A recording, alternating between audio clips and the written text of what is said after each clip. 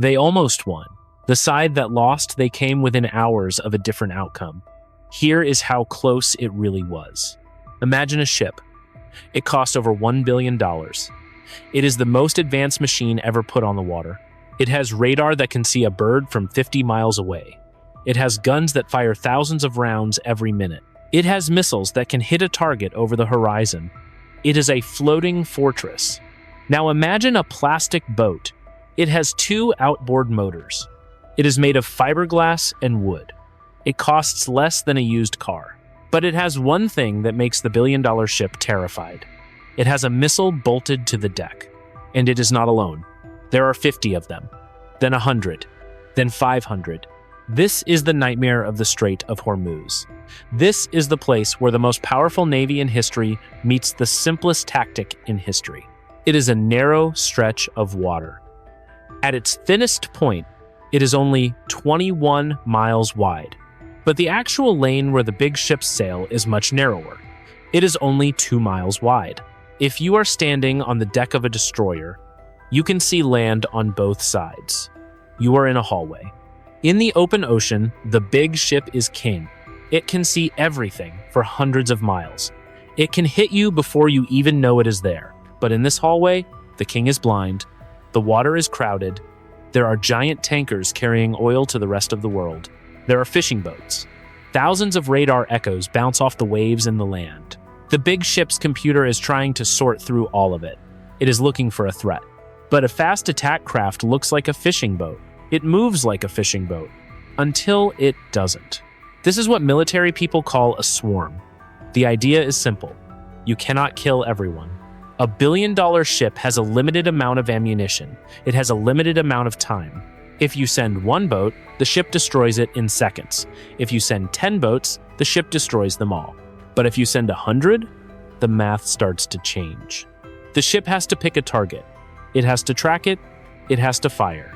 While it is doing that, the other 99 boats are getting closer. They are moving at 40 or 50 miles per hour. The distance is shrinking every second. In this narrow hallway, you don't have 50 miles of warning. You might only have 5. At 50 miles per hour, that distance disappears in 6 minutes. That is the window. 6 minutes to identify 100 targets. 6 minutes to decide which ones are carrying missiles and which ones are just fishermen. 6 minutes to give the order to kill. If you wait too long, the boats get close enough to fire. If you fire too early, you might be killing innocent people. It is a psychological trap as much as a physical one. The person on the boat knows they are probably going to die. They know their boat is made of plastic. They know a single bullet from the ship will rip them apart. But they also know they only need to live for 6 minutes. If 1 boat out of 100 survives long enough to push a button, the mission is a success.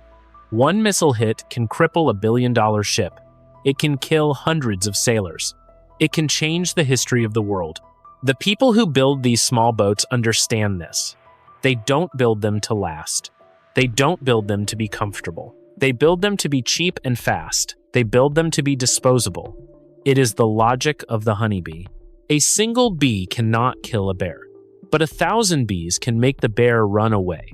And if enough bees sting at once, the bear might not survive. We have spent decades building the biggest, most expensive bears in the world. Now, they are swimming into the middle of a hive. The world thinks the big ship will always win because it is more advanced. But war is not always about who has the best technology. Sometimes, it is about who can lose the most and keep coming. The fast attack craft is the ultimate expression of that idea.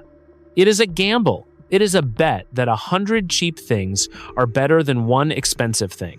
In the Strait of Hormuz, that bet is being made every single day. The tension is always there.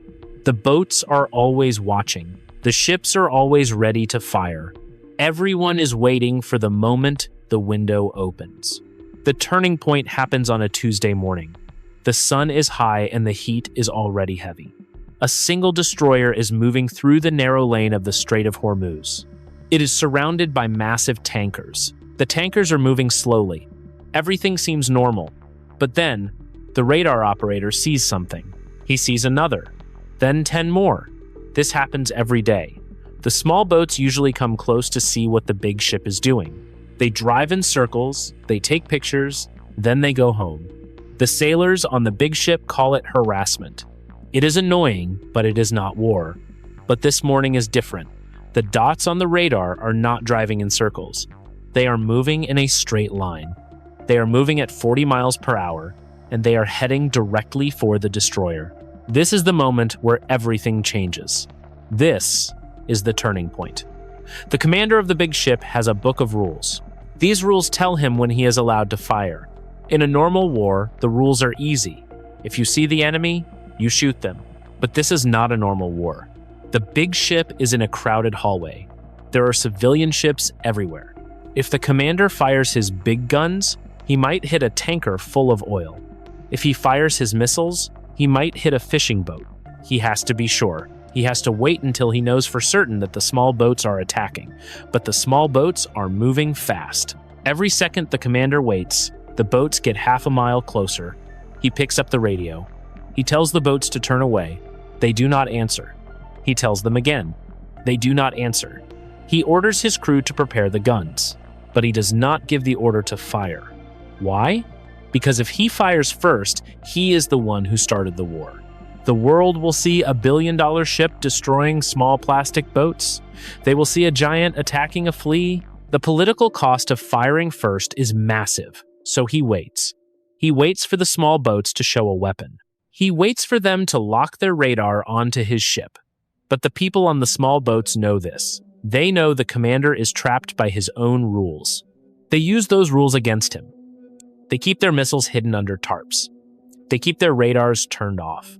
They are using their eyes and simple GPS to find the target. They are getting closer. 3 miles, 2 miles.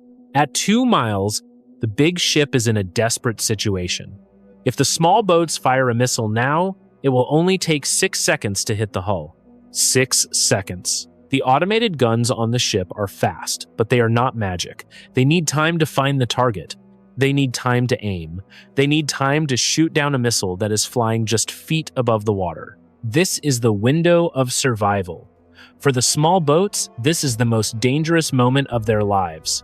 They are now close enough that the big ship could destroy them with a single burst of fire. They are sitting ducks. But the commander is still waiting. He is waiting for that one piece of evidence that says, these men are here to kill us. And then it happens. The tarps come off the back of the boats. The missile tubes are revealed. The engines on the boats roar as they make a final turn. The commander finally gives the order. Clear to engage. The big ship comes alive. The automated guns start to scream. They fire 75 rounds every single second. The first boat in the line is shredded. It disappears in a cloud of splinters and fuel. The second boat is hit and flips over. But there are still 48 boats left, and they are already pushing the buttons. The question of whether they can survive long enough is answered in this split second. The answer is not about the boats. The answer is about the missiles. Even if every single boat is destroyed 1 second after they fire, they have still won. Because a boat can be destroyed. But a missile that is already in the air is much harder to stop. The turning point is not the battle. The turning point is the hesitation. Those few minutes of waiting allowed the distance to shrink. It turned a long-range fight into a knife fight in a dark room.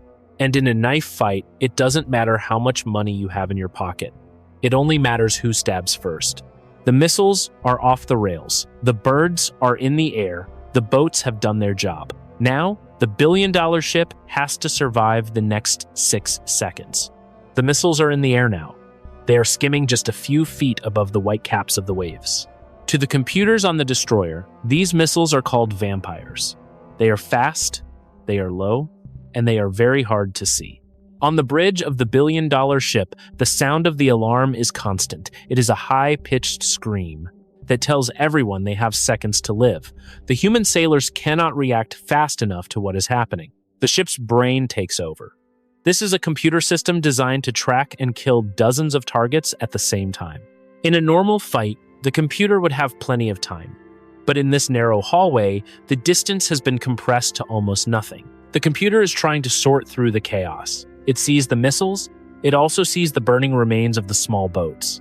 It sees the massive metal walls of the nearby oil tankers. It even sees the clouds of birds, kicked up by the noise of the battle. The ship fires its defense systems. A Gatling gun on the side of the ship begins to spin. It fires 3,000 rounds of heavy metal every minute. It sounds like a giant zipper being pulled apart at 100 miles per hour. The first incoming missile is hit. It explodes in a ball of orange fire only 500 yards from the hull. The shock wave shakes the entire ship. But the swarm is not a single wave. While the computer was busy killing that one missile, 3 more were closing the gap. One missile is decoyed by a cloud of metal foil shot into the air. It turns away and hits the water with a massive splash. But the third missile finds a gap. It doesn't hit the side of the ship, it hits the main radar array near the top of the tower. This is the most sensitive part of the billion-dollar machine. It is the ship's eyes. When the missile explodes, the bridge is showered in glass and twisted metal. The screens go dark. The high-tech brain of the ship is suddenly blinded. The destroyer is still floating. The hull is not breached, but the ship is now a blind giant. In a room full of people with knives, this is the immediate consequence of the swarm. It doesn't have to sink the ship to win. It only has to break the sensors. If the ship cannot see, it cannot fire its big missiles at the next wave of boats. Outside, the water is no longer blue. It is covered in a thick layer of black oil from the boats that were destroyed. The air is thick with the smell of burnt plastic and high explosives. In the background, the civilian tankers are in total panic. They are massive and slow. They cannot turn, they cannot hide. One tanker, carrying millions of gallons of fuel, is hit by a stray rocket. The explosion is so big that the heat can be felt on the deck of the destroyer miles away. The Hormuz Premium is no longer a math problem for bankers. It is a literal wall of fire in the middle of the world's most important trade route. Within 10 minutes of the first shot, the news reaches London and New York. The people who track the price of oil see the screen turn red. The cost of shipping anything through this water triples in a single hour. Insurance companies send out a global message. They call the Strait of Hormuz a total loss zone. The flow of energy to the rest of the world has stopped, not because the ocean is blocked, but because the risk is too high. Back on the destroyer, the crew is working in the dark. They are trying to fix the radio. They can hear the sound of more outboard motors in the distance. The first group of boats is mostly gone. Their crews are either dead or in the water, but their mission was a success. They survived long enough to throw their punches. They traded a few $1,000s worth of plastic and wood for the eyes of a billion-dollar warship. The compression of the hallway has turned the most advanced navy on Earth into a group of people fighting for their lives with flashlights. The immediate consequences are clear. The gate to the Persian Gulf is closed, and the world is about to realize how much that gate was holding back. To understand if a small boat can survive long enough to fire, you have to understand the launch. A missile is not a bullet. It is a complex robot. It needs to know where it is going. Usually, a ship uses radar to tell the missile where the target is. But the small boats in the Strait of Hormuz don't have big radar towers. They have a pilot and a simple screen. They have to get close. They have to be within 10 or 15 miles to be sure they will hit something. And that is where the danger begins. At 10 miles, the big ship can see you clearly. It can hit you with guns that fire thousands of rounds every minute. Imagine driving a plastic boat at 40 miles per hour over waves that are 5 feet high.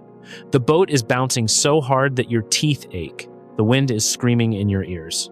And then, the big ship starts firing. Heavy metal slugs are hitting the water all around you. They create columns of water that look like white trees. If one of those slugs hits your boat, it is over. The boat will shatter like a glass bottle. The people inside will not even have time to feel it, but you have to keep the boat steady. If the boat is tilting too much, the missile might not leave the rail. It might get stuck, or it might fire into the water. This is the technical reality of launching under fire. You are trying to perform a precision task while a giant is trying to crush you. The people on these boats practice this for years. They learn how to time the waves. They learn how to wait for the moment the boat is at the top of a crest. They push the button. A massive cloud of white smoke fills the air. The rocket motor ignites with a sound like a jet engine. The boat is pushed down into the water by the force of the launch. For the crew of the small boat, this is the moment of truth. The missile is off the rails. It is now flying at 600 miles per hour. It is so low that it is almost touching the waves. The crew has done their job. Now they have to survive the next 30 seconds, because the big ship is not going to stop firing just because a missile was launched. In fact, the big ship is going to fire even harder. It wants to kill the boat before the crew can fire a second missile. It wants to kill the boat to show the other boats what happens when you attack. We know from testing that most of these small boats would be destroyed. In a real swarm, the ocean would be filled with burning plastic and sinking engines. But the math of the swarm doesn't care about the boats. It only cares about the missiles. If you send 50 boats and 45 are destroyed before they fire, you still have 5 missiles in the air. 5 missiles are enough to overwhelm the defenses of almost any ship. The birds do not care if their nest was destroyed. They do not care if the people who launched them are still alive. They have their own eyes now. They are looking for the biggest metal shape on the horizon. The technical reality is that the small boat is just a delivery truck. It is a cheap, fast way to get a deadly robot close enough to do its job. The boat doesn't need to survive the battle. It only needs to survive for 6 minutes. Once the fire is out of the tube, the boat is no longer important. The war has moved on. The war is now between the missile and the ship's computer. And in that fight, the small boat has already won its part of the trade. It traded a few lives and a bit of fiberglass for a chance to kill a giant. The cost of that trade is what makes the Strait of Hormuz so dangerous. The people in the boats know they are going to die. But they also know that for those 6 minutes, they are the most dangerous things on the water. They have survived long enough to change the world. The billion-dollar ship is not just a pile of metal. It is surrounded by an invisible wall. This wall is made of radio waves and electricity. When a missile flies toward the ship does not just use bullets. It uses noise.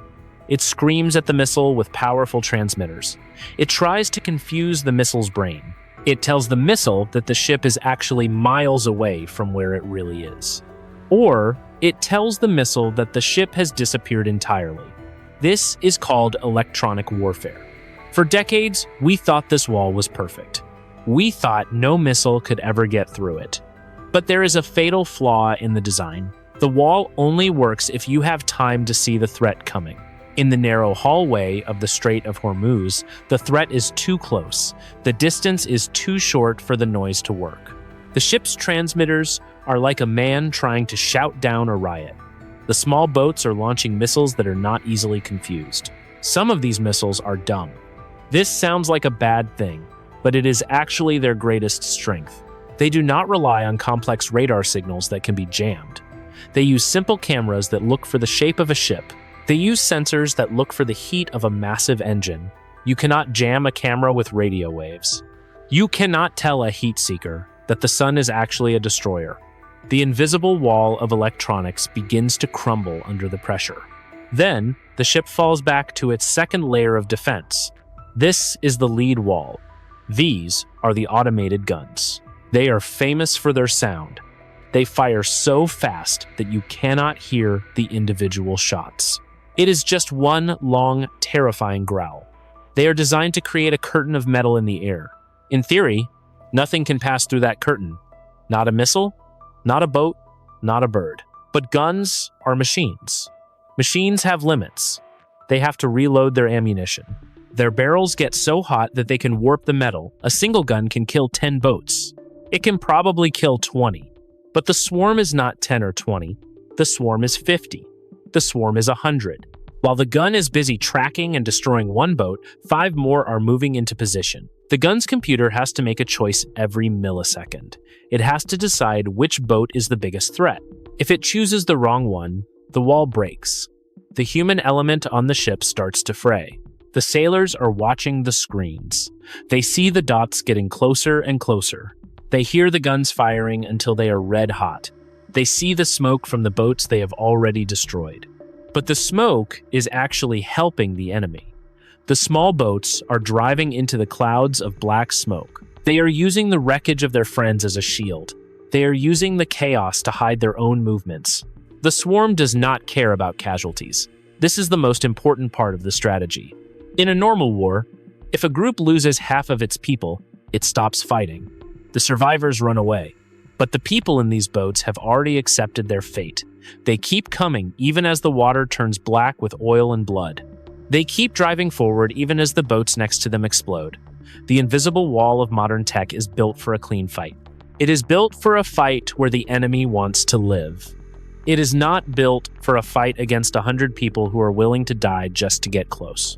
This is the moment the technology fails. It is not because the technology is broken. It is because the technology is overwhelmed by numbers. The lead wall runs out of bullets. The electronic wall is screaming into a void that does not care, and the small boats are still there. They have survived long enough to reach the dead zone. This is the area so close to the ship that the big guns cannot aim low enough to hit them. The billion-dollar ship is now holding its breath. The wall is gone.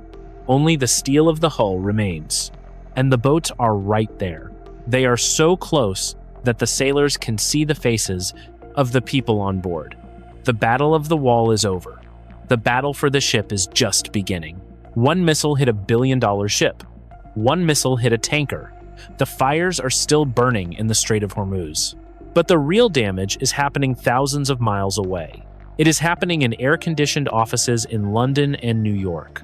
It is happening on computer screens that track the price of everything we buy.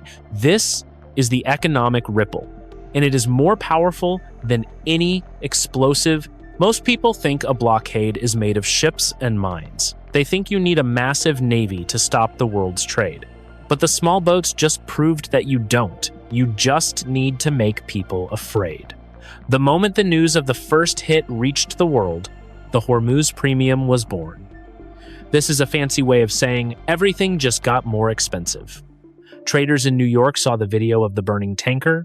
They didn't wait to see what would happen next. They started buying oil as fast as they could. They were afraid that tomorrow there would be no oil at all. In 1 hour, the price of a barrel of oil jumped by $20. That might not sound like much, but the world uses 100 million barrels every single day. That is a $2 billion tax on the human race in 60 minutes. But the oil price is just the beginning. The real power belongs to the insurance companies. Every giant ship in the ocean is covered by insurance. Without it, a ship is not allowed to enter a port. Without it, the captain will not sail. Insurance companies are not soldiers. They are people who look at math and risk. And the math just changed. The insurance companies sent out a global alert. They declared the entire region a total loss zone. This means if your ship goes into the Strait of Hormuz and gets hit, they will not pay you back. Suddenly, the narrow hallway is closed. It isn't closed by a line of warships. It is closed by a piece of paper. There are dozens of tankers sitting just outside the strait. They are full of oil for Europe, Asia, and America. The captains are looking at their radios. The owners of the ships are calling their lawyers. Nobody wants to be the next one to burn. The flow of energy has stopped. And when the energy stops, everything else starts to break. In a world where everything is connected, a delay in one place is a disaster everywhere. The factories in Germany don't have the fuel to run their machines. The trucks in America see the price of diesel double in a week. Even the price of a plastic toy made in China goes up. Why? Because the ship carrying that toy has to take a different route. It has to go all the way around the bottom of Africa. That adds 2 weeks to the trip. It adds hundreds of thousands of dollars in fuel costs. And it means there are fewer ships available for everyone else. This is the invisible blockade. The small boats didn't have to sink every ship. They just had to sink one. They proved that the billion-dollar navy could not protect everyone. They proved that the invisible wall of technology has a hole in it. And once that hole is seen, the trust is gone. Trust is what keeps the global economy moving. We trust that the sea is safe.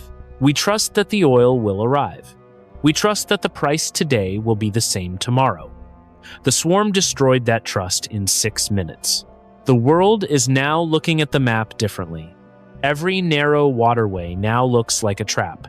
Every small boat looks like a threat. The cost of this realization is in the trillions of dollars. It is the most expensive 6 minutes in human history, and we are just beginning to feel the heat. The ships are still sitting outside the gate. The world is waiting to see who will blink first. But the people in the small boats have already won this round. They didn't just hit a ship, they hit the engine of the world. The news did not just travel through the water, it traveled through every capital city on the planet within minutes. The image of the $1 billion ship is a symbol of power. It tells the world that you are untouchable. It says that you own the ocean and everyone else is just a guest. But that morning, the symbol was broken. The world watched as a plastic boat changed the balance of power. Suddenly, every country with a coastline started asking a different question. They used to ask how they could ever afford a navy like the big powers. Now, they were asking why they would even want one. If a few $100,000 can blind a $1 billion ship, the math has changed forever. This is the regional shift. It starts with the small nations. They see that they do not need a massive industrial base to defend their waters. They just need enough people willing to drive fast boats and a few simple missiles. The prestige of the big navy begins to evaporate in the heat of the Persian Gulf. In the past, showing up with a massive warship was a way to end a fight before it started. People called this gunboat diplomacy. But now, showing up with a massive warship looks like showing up with a giant target. The regional powers in the Middle East and beyond start to pivot their entire strategy. They stop buying the shiny, expensive toys from the big arms dealers. They start building their own versions of the swarm. They build thousands of small, fast, and disposable drones and boats. They realize that numbers have a quality all their own. The political cost for the nation that owns the blinded destroyer is even higher than the repair bill. At home, the people are asking how this could have happened. They paid billions of dollars for a shield that did not work against a wooden boat. The military leaders have to explain why they were surprised by a tactic that is centuries old. The confidence in the high-tech military starts to shake at the foundation. This ripple effect changes how alliances are formed across the globe. Smaller countries realize they have more leverage than they ever thought possible. They realize they can hold the world's economy hostage for the price of a few dozen outboard engines. The ocean is no longer a place where the big fish eat the little fish. It is a place where the little fish have learned how to hunt in packs, and the big fish have nowhere to hide. The regional shift is not just about who has the better weapons. It is about who has the better strategy for a world that is no longer safe for giants. The era of the invincible navy is over. The era of the swarm has begun. And once the world sees that a giant can bleed, the giant can never go back to being a god. This realization moved faster than any missile fired that day. It gave confidence to every regional power that wanted to challenge the status quo. They saw that they did not need to win a massive war to win a point. They just needed to cause enough damage to make the big power look weak. In the world of international power, looking weak is exactly the same as being weak. The political leaders of the big navy were now facing a nightmare they could not wake up from. They had spent decades telling their citizens that their ships were the safest place on Earth. Now, they had to explain why a group of men in plastic boats were able to cause a global economic crisis. The trust between the military and the public began to fray like an old rope. The regional shift also changed how the big powers talked to each other in private. The big stick of naval power was now a liability. If you send a $1 billion ship to a conflict, you are giving the enemy a $1 billion target. You are giving them a chance to humiliate you for the price of a used car. The risk of losing became much higher than the reward of showing up. The ocean started to feel much larger and much more dangerous than it did the day before. It was no longer a highway for the powerful. It was a territory that had to be fought for, inch, by every single nation. And the people who lived on the coast had the home field advantage. They had the small boats, and they had the numbers. The regional shift is the moment the giant realized he was in a room full of wasps. And the wasps were not going away. The shift is deep and it is permanent. It is the end of an era where money alone could buy you safety on the water. The new naval reality is being born right here, in the shadow of the smoke. And the rest of the world is taking very careful notes. The era of the giant ship is over. We used to think of a navy as a collection of floating cathedrals. They were massive. They were beautiful. They were symbols of everything a nation could achieve. But after the battle in the hallway, the people who designed ships had to admit a hard truth. A cathedral is a wonderful place to visit, but it is a terrible place to be when people are throwing rocks. The new naval reality began the moment that first blinded destroyer turned around and headed for home. It was a slow realization that changed how every navy on Earth thinks about the ocean. For 100 years, the goal was to build the biggest ship with the biggest radar and the biggest guns. The idea was to be so powerful that no one would dare to touch you. We called this command of the sea. But the swarm proved that you don't need to command the sea to win. You just need to make the sea too expensive for your enemy to use. This led to the birth of what experts call the cloud fleet. In the old days, if you wanted to see the enemy, you used one giant radar on one giant ship. If that radar was hit, you were blind. In the new reality, you don't use one giant radar. You use 1,000 small ones. You build tiny drones that are no bigger than a suitcase. You scatter them across the water like seeds. Each drone can only see a little bit, but they are all talking to each other. They create a giant web of information that covers the entire ocean. This web has no heart. It has no brain that you can kill with a single missile. If you destroy one drone, the web just adjusts. It is like trying to punch a cloud. Your fist goes right through it and the cloud is still there. This is the end of the high-value target. Navies are moving away from ships that cost $1 billion. They are moving toward ships that cost $1 million. And they are building them by the thousands. Most of these new ships do not have a single human being on board. They are ghost ships. They are designed to stay at sea for months at a time. They don't need food. They don't need sleep. They don't need a letter from home. They just sit in the water and wait. When a swarm of fast attack craft comes out to play, the ghost ships are ready. But the fight is different now. It is no longer a giant trying to swat flies. It is a swarm of our own, fighting a swarm of theirs. It is a war of numbers and code. It is a war where the winner is the one who can build machines faster than the other side can destroy them. This changes the very definition of a sailor. A sailor used to be someone who stood on a deck and looked at the horizon. Now, a sailor is someone who sits in an office 3,000 miles away and manages 1,000 digital lives. The ocean has become a place for robots. The humans are staying farther and farther away from the narrow hallways. We have learned that putting 500 people on a single piece of steel is a risk we can no longer take. The new naval reality is quieter than the old one. There are no more massive broadsides. There are no more dramatic battles between giant fleets. There is just a constant, invisible struggle between thousands of small things. The ocean feels empty to the human eye. But if you could see the radio waves, it would look like a crowded city. The cloud fleet is always watching. The ghost ships are always waiting. And the billion-dollar ships, they are being kept in the middle of the open ocean, far away from the coast. They have become like the kings of old. They stay in the back, surrounded by guards, while the cloud does the dirty work. This is the world the small boats created. They forced the giants to hide. They forced the masters of the sea to change their entire way of life. They proved that in the future, the most powerful thing on the water will be the thing you can't even see. The ocean has become a mist, and in that mist, the old rules of war have simply dissolved. We are living in the age of the disposable navy, and there is no going back to the cathedrals. The battle in the Strait of Hormuz was only 6 minutes long, but its shadow will last for 1,000 years. In the history of war, there are moments that change the shape of the world forever. This was one of them. It changed how we think about power.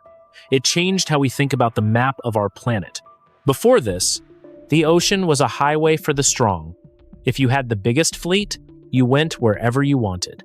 The ocean was a flat, open space that belonged to the person with the most money and the most steel.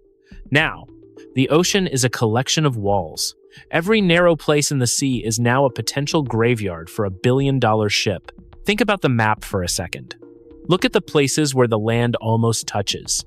The Strait of Malacca near Singapore, the Suez Canal in Egypt, the Strait of Gibraltar between Europe and Africa. For hundreds of years, these were the keys to the world's wealth. If you controlled these places, you controlled the flow of everything on Earth. But to control them, you needed a massive fleet. You needed a navy that could fight thousands of miles away from its home port. The swarm changed the math of history in an instant. Now, a small nation with a few $1 million can close the door whenever they want. They don't need to defeat a giant navy in a big, honorable battle. They don't need to sink every single ship in the fleet. They just need to make the risk too high for the people who pay the insurance bills. This is the long shadow of the small boat. It has returned power to the local shore. It has made geography matter more than technology once again. In the old world, a superpower could project its will anywhere on the face of the earth. In the new world, that power stops at the entrance to the hallway. This changes the nature of what it means to be a country.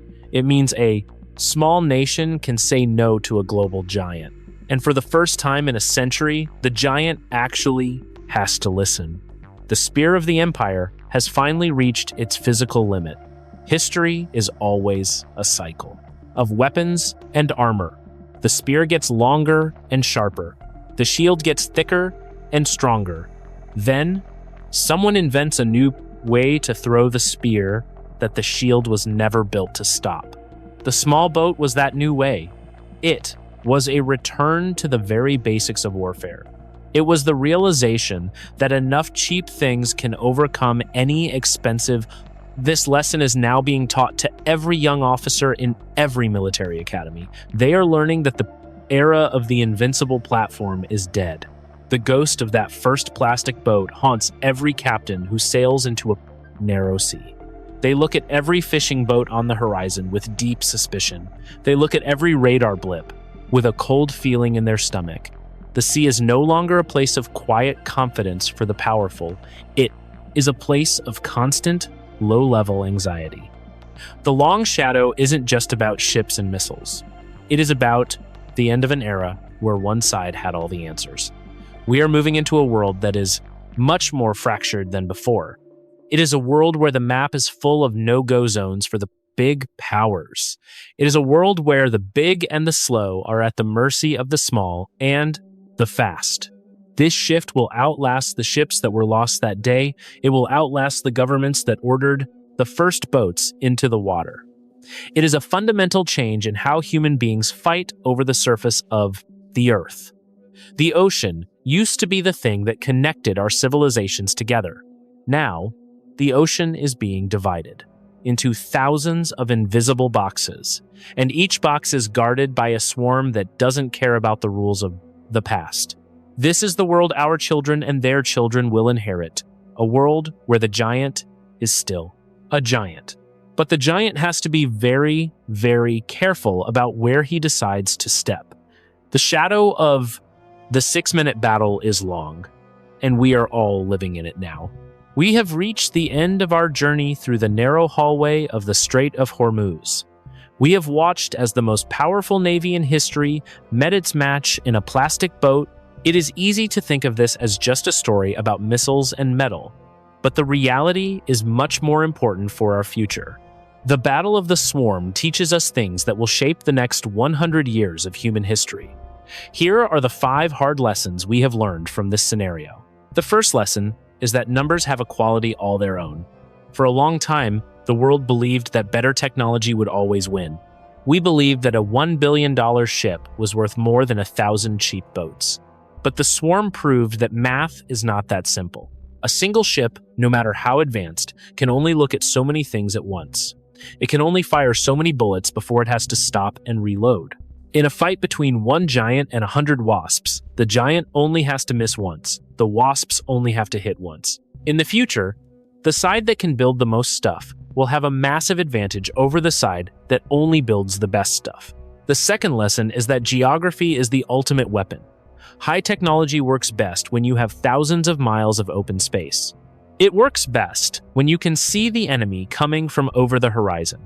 But the world is full of narrow hallways and tight corners. When you bring a giant ship into a small space, you are taking away its greatest strength. You are forcing the giant to fight at a distance where a simple camera is just as good as a billion-dollar radar. The shore will always have the home field advantage in these places. A nation does not need to own the whole ocean to be powerful. They just need to own the gate that everyone else has to walk through. The third lesson is that war is a game of psychology and rules. The swarm did not win just because it was fast. It won because it used the big ship's own rules against it. The commander of the destroyer had to wait until he was sure he was being attacked. He had to worry about the law and the political cost of firing first. The people in the small boats did not have those worries. They used the hesitation of the good guy to get close enough to kill. This is the central trap of modern warfare. The more civilized we become, the more vulnerable we are to those who do not follow our rules. The fourth lesson is that global trust is more fragile than steel. We live in a world that is connected by invisible threads of trade and energy. We assume that when we turn on a light or buy a toy, the system will just work. But that system depends on the idea that the ocean is a safe place to travel. The swarm proved that it only takes one small event to break that trust. One burning ship can cause a ripple that travels through every bank and every factory on Earth. We have built a world that is incredibly efficient, but it is also incredibly brittle. It does not take a nuclear war to bring us to our knees. It just takes 6 minutes of chaos in a narrow stretch of water. The fifth and final lesson is that the era of the human warrior is fading. We saw that the human brain is simply too slow for the speed of the modern swarm. We cannot sort through 100 targets in a few seconds. We cannot make life or death decisions at the speed of a computer chip. This means that the future of the ocean belongs to the machines. We are entering a world of ghost ships and cloud fleets. This might make war feel less personal, but it also makes it easier to start.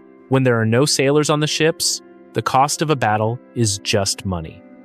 And history shows us that leaders are much more willing to spend money than they are to spend lives. The Strait of Hormuz is still there today. The heat is still heavy and the water is still crowded. The big ships are still sailing through the hallway every single day, and the small boats are still watching them from the shadows. We now know how close we are to the edge of the cliff. We know that the invisible wall of our technology is not as strong as we thought. The next 6 minutes could begin at any moment, and the next time it happens, it might not be a what if. The world has changed, and there is no going back to the way things were. The giant has been warned. The wasps are ready. This is a hypothetical scenario based on the historical record. Real outcomes would depend on factors no model can predict.